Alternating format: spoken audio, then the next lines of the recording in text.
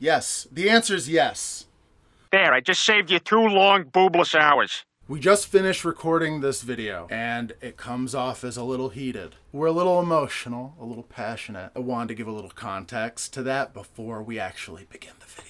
We are blessed. We are safe. We're in the Glendale area, and the fire got pretty close. A little too close for comfort. I heard from everybody in my family. We all heard from everybody in our family. It's not good. It's been a really, really stressful time. Again, I can't express enough how blessed we are that we didn't have to go anywhere. We know people who have. It's so bad right now, and it's not done. That frustration comes through. So just know that we are sitting in an area that was surrounded by fire, and we were waiting for days to see if we needed to evacuate. We were so fortunate, but we were sitting for days terrified. We were checking in all the time, and we slept in shifts. It's been a really stressful, hard time. We just know that it could have been so much worse, and we're so happy that it wasn't.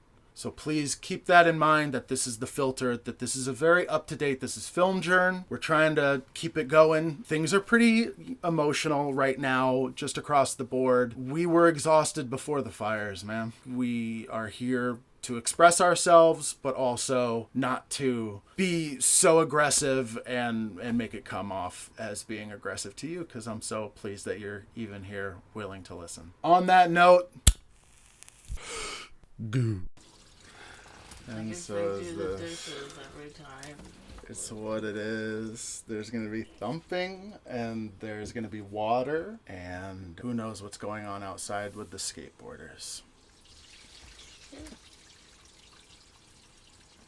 Los Angeles is still on fire.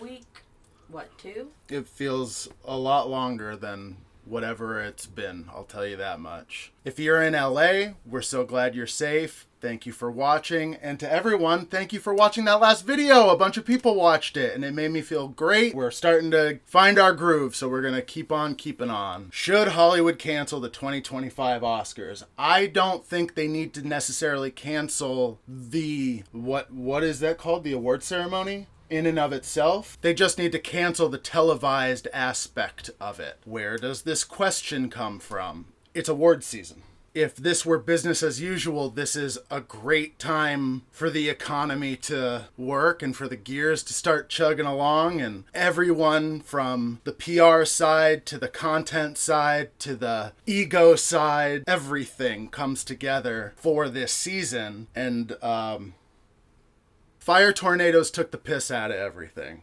I'll say.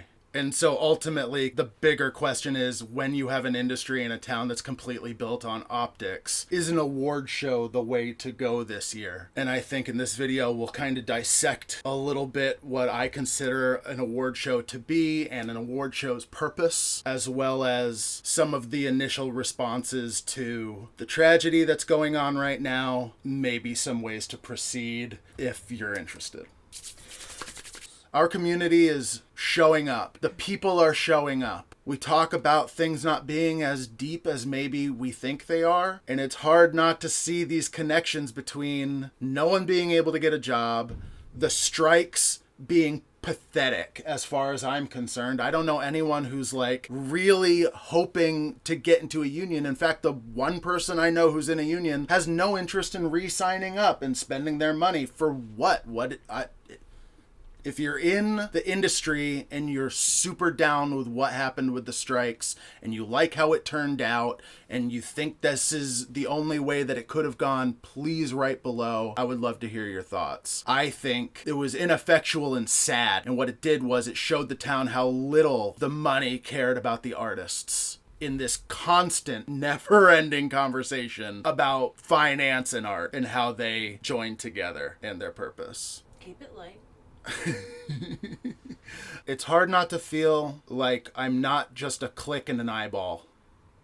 A generational stalwart like the Hollywood Reporter, I understand, needs to make its money and justify its own existence. And that's how you get articles like this one, which really rubbed me the wrong way. They posted it so fast. And the way it reads to me is like I'm sitting at a table with my boss telling me how we should be doing things. And a very respectful fuck you very much. I think there are good things in the article, coupled with some really tone-deaf things that gives me pause for thought. So, for every one of these... Instead, I think the show should be a giant, all-in, arts-based awareness raiser of the kind done best in the 1980s, while also attempting to restore the spectacle of every Oscar decade but the last. There's a those. Here's one way that could look. Every nominee comes with a +1, but it has to be someone who was affected by the wildfires. Could be a third-generation Altadena homeowner, could be a film person from the Palisades. As long as they lost something. Because it would be pointless to have this show and ignore loss. I realize this is a big pivot for the Academy and ABC, both logistically and spiritually. To them, I say two things. First, it would be a ratings bonanza. Who wouldn't tune in to see their favorite stars made vulnerable? Or some of the heartbreaking and or inspirational stories we've been thirsting for this past week on social media. Who wouldn't tune in for the sheer humanity done by some of the people you least expect to be human? That's what initially brought me to this question of optics. I feel so awful for everybody who's losing their houses. Not everybody is rich. It's artists in the community. The rich people are the ones that get the clicks and the views. They're the ones that spread the headlines. So instead of hearing about entire art collections that are destroyed, like the story I heard at the dispensary last week that broke my heart, or, Jamie Lee Curtis, rightfully so, she started her fundraiser. I put tremendous respect on her name. I love Jamie Lee Curtis. But the soundbite was, the Palisades looks like Gaza. And that don't play well when your town is on fire and you're winning awards in New York crying about your town being on fire. Some food for thought, isn't it? It might feel insincere and we don't think it is. I'm talking about doing this on an international, global scale of the show must go on for you. When really the show must go on for me, for the celebrity. You pressed you, referring to me. That is incorrect. The correct answer is you. The celebrity feeds on that. It continues to emphasize this otherness, which is a turnoff to anyone who's not from here. Think about it. Think about all of the amazing celebrities that endorsed one side and all of the amazing celebrities that endorsed the other side, and who won and who lost. Celebrities think they're giving people something because when they're next to people, that's their experience. People do experience something by standing next to a celebrity. Celebrities then in turn, I guess, some, not all, obviously, find this as a currency. And I don't think that translates on a global scale or an international scale or any scale bigger than the town. Absolutely. It started with Imagine. That was the celebrities trying to be like, oh, we're here with you. Oh, Gal Gadot's fucking nonsense. Yeah, we are dying. There's a certain level of read the room. I respect Mandy Moore telling everyone to go fuck themselves. I actually love it. Respect. She's sharing GoFundMes. She uses her wide platform. What do you think? Mandy Moore is just going to give everyone $1 million because she can give everyone $1 million? Of course not. She's a working performer. She might make more, but everyone has mortgages. Our dude Red Downtown was just telling me. He's like, these guys have holes in the ground now, and they still have to pay their mortgages every month while they're waiting for insurance. And you guys think this is a good time to go and do a telethon on the Oscars to ask people for money?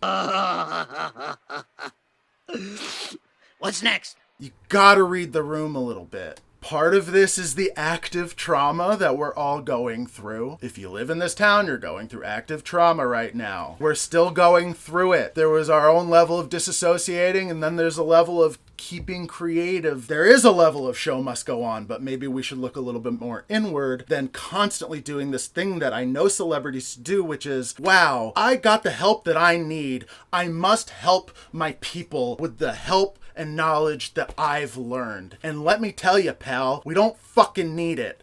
Thank you. Again, much respect to Steve Guttenberg. Thank you for talking to us live, sir. What's your name? My name is Steve Guttenberg. He's our dude. Much respect to Billy Crystal and Jamie Lee Curtis and Adrian Brody. As things are happening, people have a hard time. We know Leonardo DiCaprio does these projects about the environment. We know that he donates all of his money and his time and his influence to this stuff. And he did take his private jet out of town when the town was on fire. And again, if I had a private jet, I'd do the same. Do it, dude. I'm talking about everyone's looking at us right now. What is the image that we want to put out? Because we're the ones that need to create the image that everyone's about to see. And if we go on there and do an Oscars where we bring up the real people and let the real people speak, oh my fucking God, you really think that's you posted that with your full chest? Ugh. Ugh. Should really cancel the Oscars telecast for your own vanity and your own self-preservation, to be perfectly frank with you. It might be good to stay low and focus on your community instead of putting on a big show to show the entire world how resilient you are and how emotional you are about the situation while being rich and asking for money at the same time. It's a look. And I don't think many of these people have people around them saying, I'm not a great look. These guys write for the Hollywood Reporter and get paid decent enough to have a house. It was a big revelation to me several years ago. I don't know when. I was younger. When I realized, oh, the Oscars is just the greatest TV show ever. What kind of show can you air on an annual regular basis that has the biggest, most trend-setting, A-list, top newsworthy celebrities? It used to be only the Oscars. And there's romance and lore and trivia and this, that, and the other, and the spectacle, the show of it. But let's not forget, it's the movie's version of the Super Bowl. It's Hollywood's version of the Super Bowl. It's a fucking cash cow. That's why they're not gonna cancel it. There's so much money behind it, I couldn't possibly see them canceling it. I will eat my words. I will happily come back here and say, boy, was I wrong about that? Because it would be a pleasant surprise. It would be really nice if they had that kind of forethought. It's too good of a show. When you have all those people put together, if you've ever been to an awards ceremony or a luncheon in real life, they're actually not that interesting.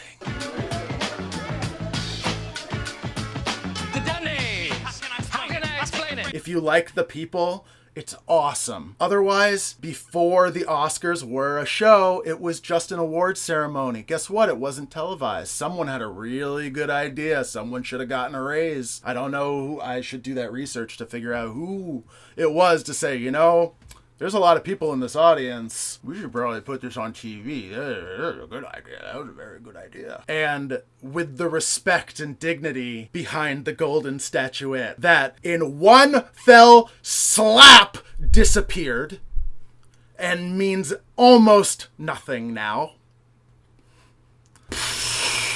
It just showed people that it never meant anything.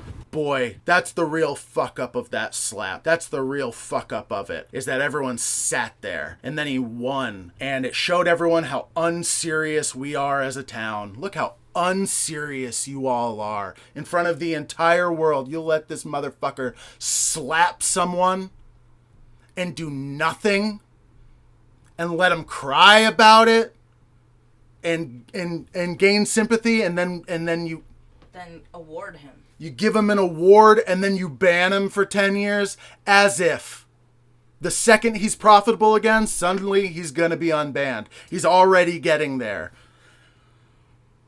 It was very unwelcoming thing to this town to move here and have that slap happen and let me see firsthand how unfucking serious this town really is.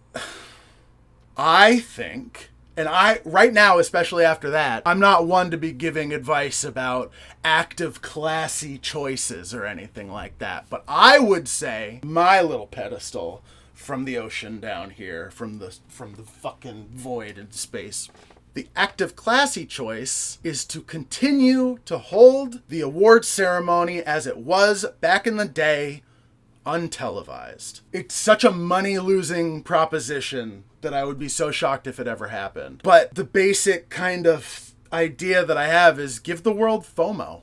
Build it up. Have your nominations, and people won't know until the night after. Do things that only you could do in front of other industry professionals. Actually bring back the lore. Bring back the mystery. You don't have to put the entire film in the trailer.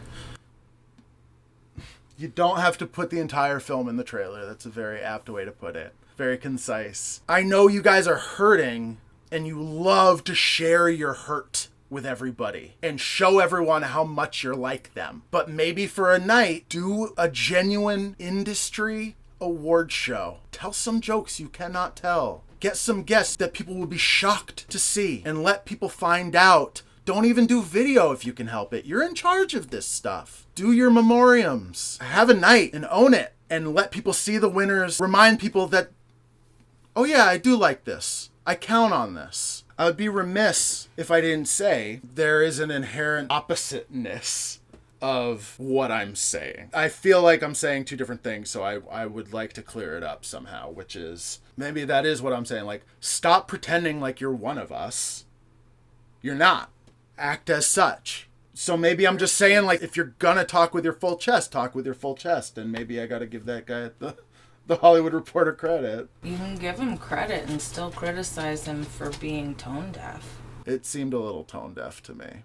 I think it would be fun to give the world FOMO. I think it would actually be a good long-term investment, but I also see it being so problematic on every end, and I can see comments. If anyone wants to comment, I can see all of the angles. So definitely share your angles if you think it's a good idea connecting these dots. Excuse you. There's a little beast. Oh, it's a little capuchin. It's a capuchin. Hollywood puts out the image that Hollywood wants to put out. I think the image that it's putting out right now is, we are rich, please help our town too. And I don't think that's a good look. That's all I'm saying. That's what I'm getting at. And that it would be best to focus on your community inward. Give all of that money that would have gone into production or budget to your charities. That being said, there's a lot of people who work on these shows that need to get paid. Like, there's crew members. Just like the Super Bowl isn't just about the coaches and the players, it's about the guys selling the candy and the ushers and all of the people that make the logistics work. So this might just be me being foolhardy, and the cost damage ratio is worth paying off the people in the immediate than whatever look it gives by canceling it. But I think you'd get pretty cool points if you just canceled the show. That was a weak, Is that a weekend? closing That's all I got. Thank you so much for watching. Please like, comment, subscribe. We got a merch store available in the links. We have a GoFundMe for our micro cinema. We'll be talking about that real soon. And we'll see you in the future. Stay safe. Stay safe out there, LA. Stay warm everywhere else. My goodness. Did you say hey, film friend? Did I say hey, film friends? Hey, film friends.